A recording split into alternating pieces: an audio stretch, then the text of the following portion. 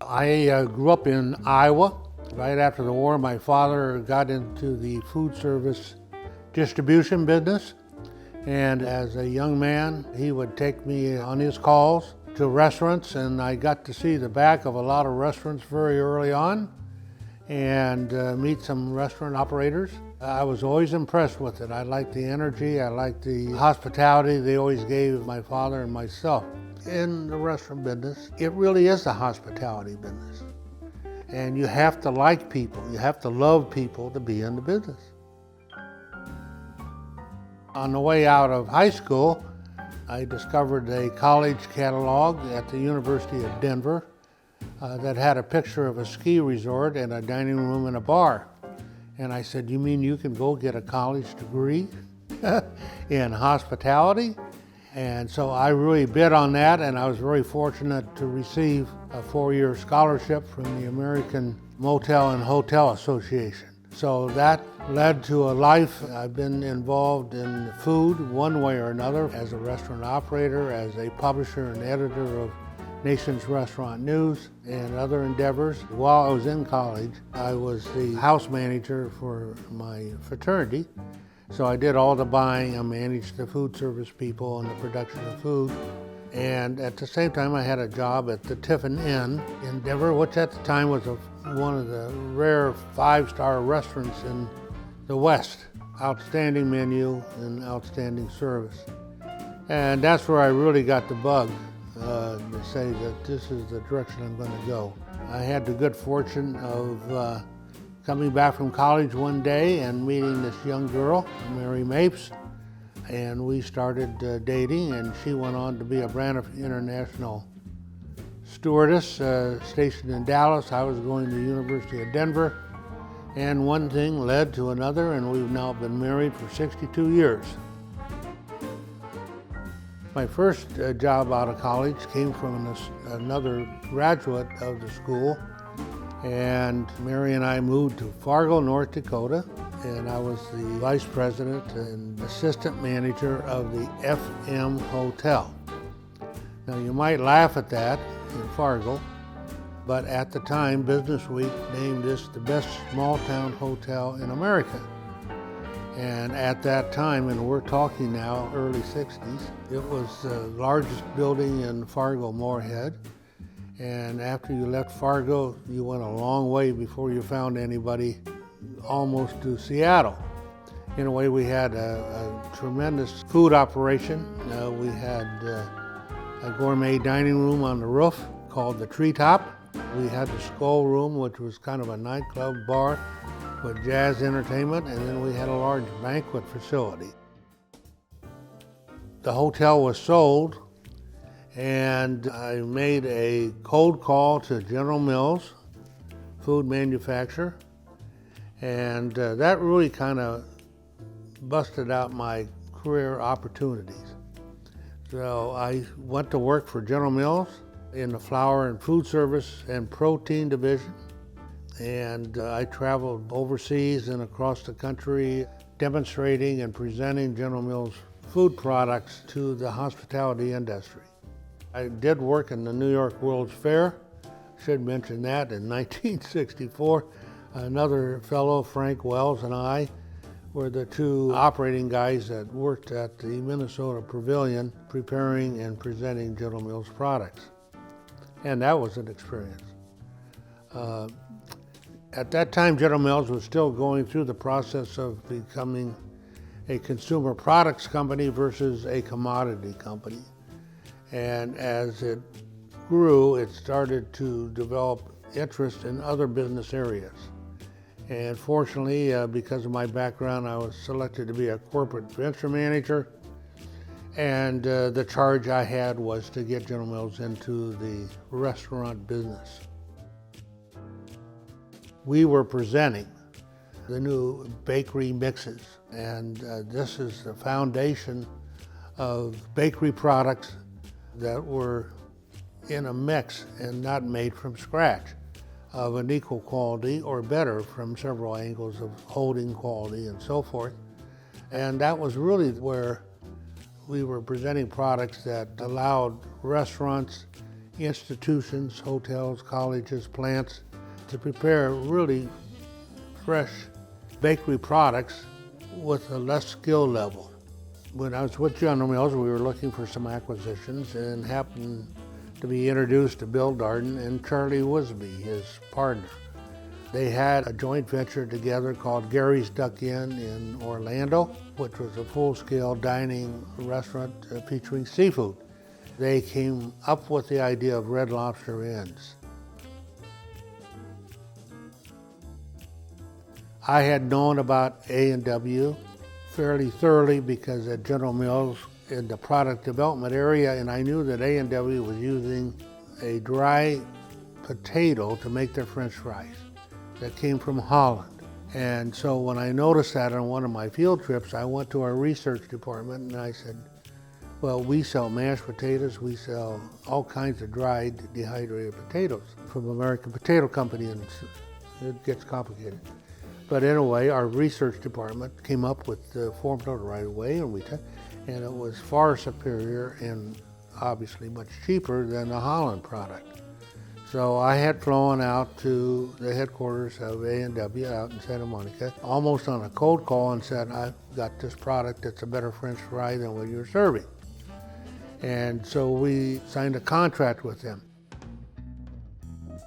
At that time, A&W was more controlled by the headquarters of United Brands up in Boston. And so I met Dale McConkey, who wrote Management by Objectives, and some of their executives, and they remembered me from that time. And so when they went to a recruiter, they mentioned me as a candidate. I was recruited out of Red Lobster Inns by United Brands to run A&W. I turned them down probably 3 or 4 times. I wasn't ready to move to California from Orlando. But one day in the office, I get this call, and the lady comes on the phone. Are you Jim Doherty? And I said, yes. Oh, well, you're to be at the Rockefeller Center next Monday morning at 10 o'clock to meet Seymour Milstein. And I said, well, miss, I'm sorry, you must have the wrong one because I don't know who Seymour Milstein is. I don't know anybody in Rock Center. And being a good, strong New York secretary, she said, Mr. Milstein is now the chairman of the board of United Brands. And they just acquired the United Brands and all of its products, including A&W International. And would you please come? So I really debated, but decided to go. I thought, if nothing else, it'd be an interesting experience to go see Rockefeller Center. And went, and I met Seymour Milstein, who was the chairman. Talk about a learning experience. As Seymour and I talked about A&W and talked about management and talked about experience, he asked me, well, if you owned a company, how would you run it? And I knew just enough about A&W to say, these are the bad things and these are the good things, and if you kind of get rid of the bad things, And said, thank you very much, and they extended an offer, and off we went to California. I think the reason that United Brands hired me was because I had a marketing background, I had a little bit of a technical background, some restaurant experience, and those ingredients kind of just fit into their job vision. I had got to know the owner of LeBar Freeman, which is a business-to-business company in New York.